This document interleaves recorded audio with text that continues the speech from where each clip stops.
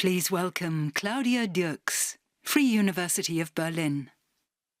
It's a great pleasure to me today to present Exazyme and explain to you why should they become the falling wall science breakthrough of the year.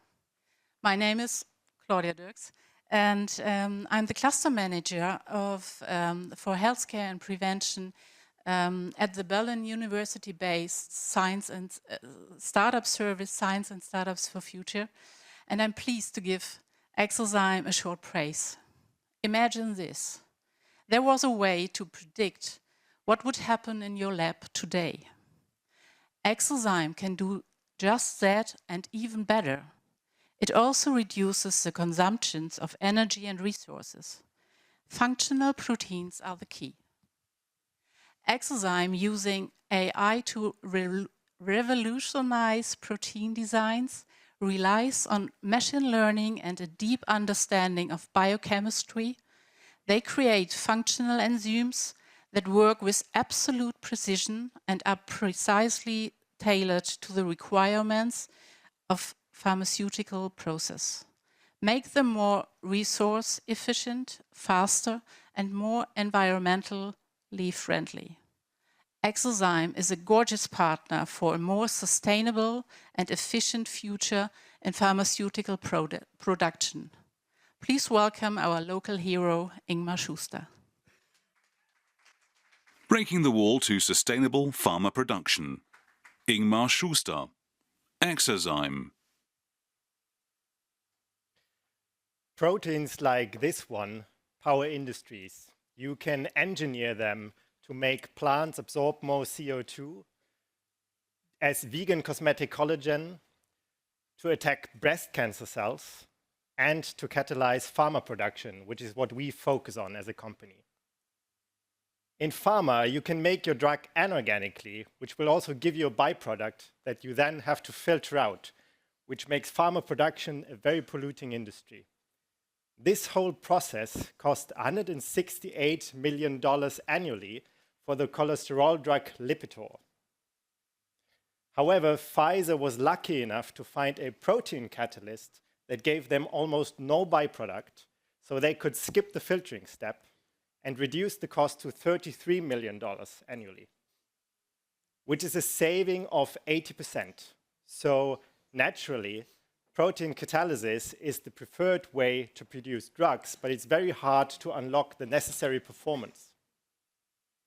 However, our AI is a breakthrough in unlocking catalysts' performance. I've brought an example here where the Max Planck Institute in Marburg used a method called directed evolution. And on the left-hand side, you see the number of proteins they tried. And on the right-hand side, the performance of the best protein they found thus far. And over the years, trying out more variants gave them better performance, but later experiments did not improve the performance further. So we trained our machine learning algorithm on the data that they had produced and had it suggest 10 more variants, which further tripled the performance. So that's 6 years and 2 PhD students versus a few weeks. And with this, we beat directed evolution, which earned Frances Arnold the Nobel Prize in 2018. And we also ranked first in the protein engineering tournament this year, with a 25% margin, especially in the pharma catalysis track, and other participants were from Caltech, Nimbus Therapeutics, and Harvard. How does Exazyme make money from this? Assume for simplicity that the anorganic production costs $100 million annually, then the typical savings that you can get from a highly selective protein catalyst are $80 million. And we intend to charge $5 to $10 million per drug and year for unlocking these savings, which is an over 90% margin. And with 1,900 drugs currently on the US market, that gives us a total market volume of $250 billion of annual drug production cost, of which 187 billion is amenable to protein catalysis. And with the Exazyme charge and intended market share of 10%, that leaves us at an obtainable market of $2.2 billion US. Our go-to-market strategy includes channel partnerships that we signed with Ginkgo Bioworks, the largest lab service provider in the world, as well as Gecko, and a direct sales approach where we currently have running POCs with over 15 protein catalysis companies, a top-tier pharma company, and further POCs negotiated with other top-tier pharma companies.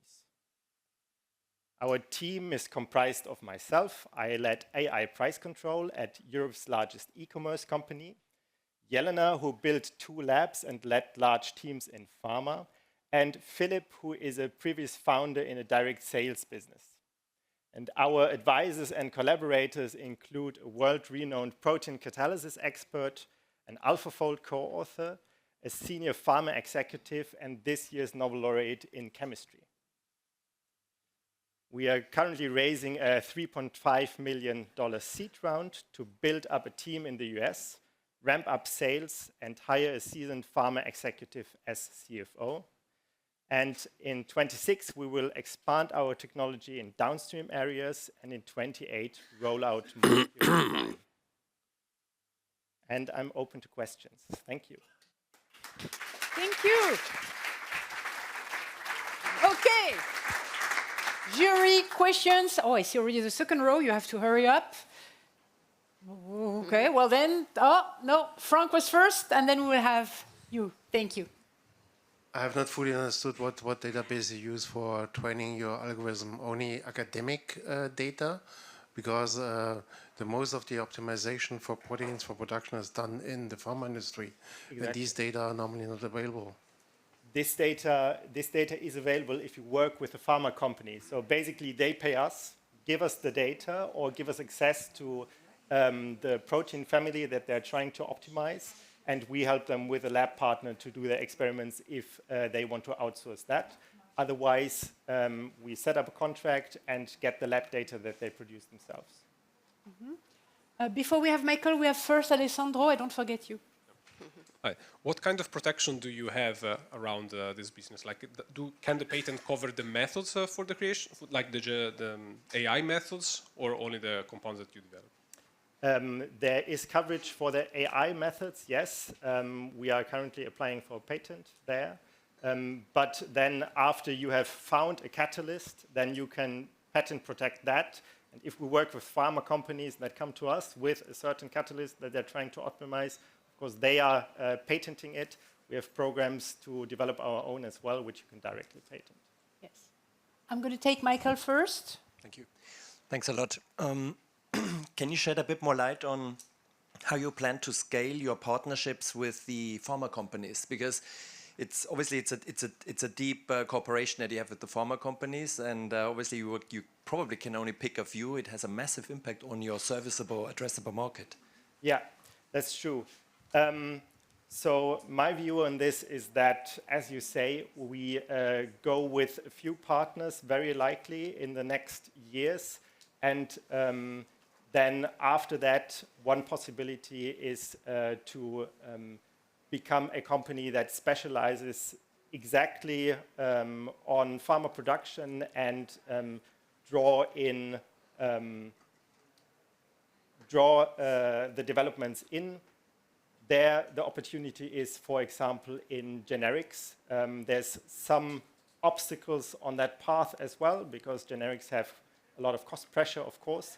But there's certain classes of reactions that are used across all pharma and that currently have no protein catalyst that can do them. So they are the most polluting, and there's the largest opportunity for disruption. Okay, so we'll take this question in the second row, please. You mentioned that you contrasted your work of taking like a couple of weeks for training this to 2 PhDs and I think a couple of years that you mentioned. Now, is your work possible without the prior work of these 2 PhDs in a couple of years? Yes. So what I showed you was 15,000 protein variants that they tried. That can be a bit misleading, because you might think it's 15,000 data points that we have. Actually, they didn't sequence all of this. Rather, they made a new experiment and sequenced only 150. So yes, it is possible. We wouldn't have needed 6 years prior to that. We would have needed basically 2 months of work in order to start.